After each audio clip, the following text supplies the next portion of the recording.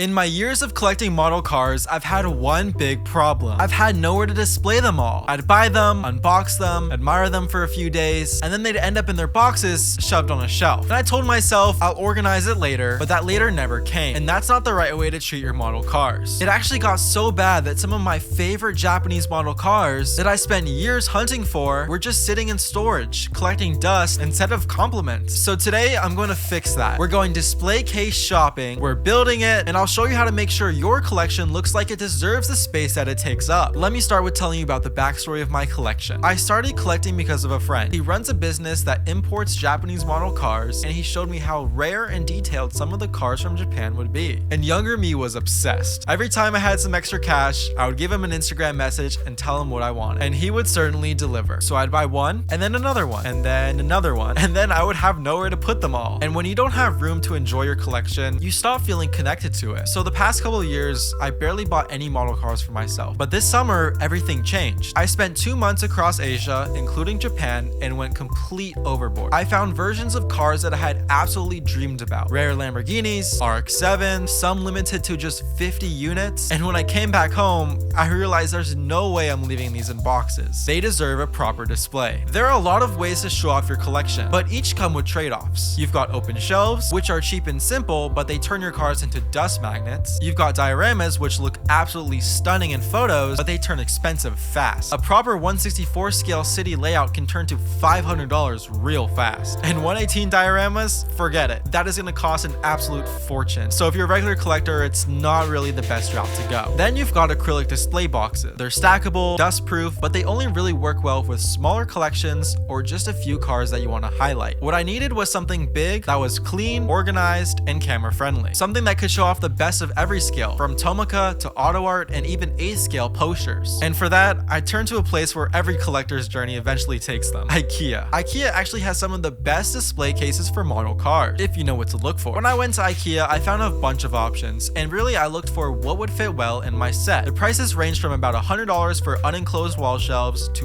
$500 for new and high quality display cabinet. And after spending a lot of time with each display cabinet, I decided to choose the Rudsta. It's the perfect balance between minimal and premium. But here's the thing, what was supposed to be a 1-hour build turned into an absolute nightmare. So I started building this thing and everything was going fine. Panels are aligned, screws are going in, the frame's coming together. I felt confident. Then when I was almost done building the thing, I realized something wasn't adding up. So the doors on this thing are stopped from moving inwards through these 2 little slots on the bottom of the shelf. Well, the thing is, it was on the wrong side. And I realized when I was first building this, I was confused about these 2 little notches on the frame itself. The manual made it seem like it was something inconsequential, and I even asked ChatGPT, which was just a dumb mistake because it just gaslit me into thinking it was right. So when that happened, I realized there's no way the door on this thing is gonna go on. So I had to take apart the entire thing, fighting for each panel to come loose and come off, and it was such a mess. I had wished that I just paid the guy to go and build it for me because they have that option at IKEA, but since we're on a little bit of a budget, we can't be doing that. We have to do it right, and we have to do it on our own time. So yeah, by the time I fixed it, my camera batteries died twice. I was questioning my life choices, and it was like 2 a.m. But hey, if you've ever built IKEA furniture, you get it. But finally, after hours of redoing everything, the display was done. I added LED strips in the back for softer lighting, spaced the shelves wide enough for my larger scales, and it's currently minimal for the video backgrounds. It's not just storage anymore, it's part of the set. And seeing my models out of the box again felt incredible. I mean, this poster right here has been sitting on my TV shelf for months. I felt so bad because so much time and money went into it, and there's nothing like it in the world. So for it to finally be in a display case and have no dust ever touch it again, it was a really happy moment for me. So if you're planning your own setup, here is what I learned. For 1/64 scale, stackable acrylics are the best option for you. They're cheap, 1/64s don't take up a lot of space, and you can add some little LED strip on the top to make it look a little bit nicer. You can also do that for 1/43 and 1/18 scale, and on Amazon I actually purchased a little display case that came with lights already, so my cars look pretty good on display. But if you want something like a cabinet, you could definitely go for something like a Rudsta from IKEA, or some of their other options like the Milsbo or the Detolf. And I'm sorry if I'm mispronouncing it, but you can see the names on the screen. But also you need to avoid bookshelves or anything that's open because you don't want your cars collecting dust, especially the expensive ones, because it's going to destroy the paint. And most importantly, don't overcrowd it. My first IKEA display case was and still is completely overcrowded because it was all the space that I had. All the shelves are full of Hot Wheels and Tomicas and all of these cars, and you can't really enjoy it if it's just a cluttered mess. Leave space so the car can actually breathe. A display should tell a story, not look like storage. But after all of this, I realized something important. Displaying isn't just about showing off what cars you have. It's about reconnecting with why you started collecting in the first place. These aren't just cars, these are memories of the trips that you've been on, the work that it took to get those cars, and the person you've become since you actually got those models. And these aren't just cars, they're reminders of moments, places I went, stories I filmed, and people I met along the way. So if your collection is sitting in boxes now, this is a sign to fix that. Build that display, make it yours, because the moment you see them every day again, it all feels new. Thanks for watching. If you want to see how I bought half these cars across Asia, the video's up on my YouTube, and stay tuned for my next episode. I think you're gonna like it.